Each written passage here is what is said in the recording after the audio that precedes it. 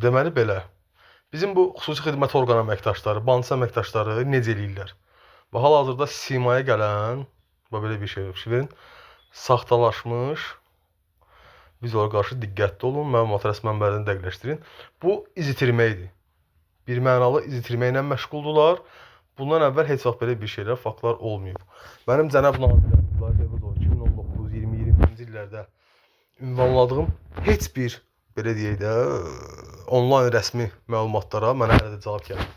Bu şərəfsizlər Kənan Hacıyevdir, Baş əməliyyatçı İbrahimdir, Allahşur Paşazadənin oğlu Məhəmməd Paşazadə, Hüseyn Salahzadədir, Cavid adlı Xakerdir, potom Emildir, bunların anar müəllimidir və s. axırda.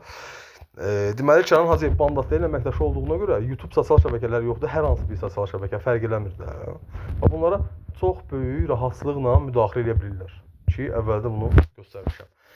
Telefona belə deyək də ürəkləri istəyən reklam, xarakterli nəsə məlumat göndərmək üçün və yaxud da ki, oyun göndərmək üçün bu adamlar nə edirlər? Mən bunu nə vaxt bildim?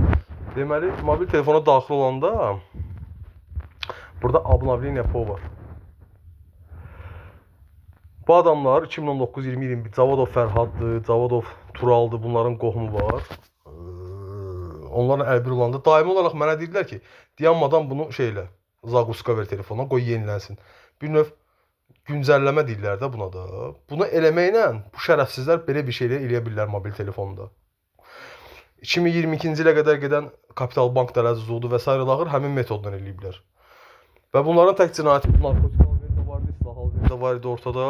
Mən dəfələrlə də yazsam, səhifəmdə paylaşsam da heç kim hələ heç bir şikayətimə hələ də baxılmayıb. Bunu deyən hamısı, bunu eləyən bu Dövlət Təhlükəsizlik Xidmətinin Vahabi əməkdaşıdır.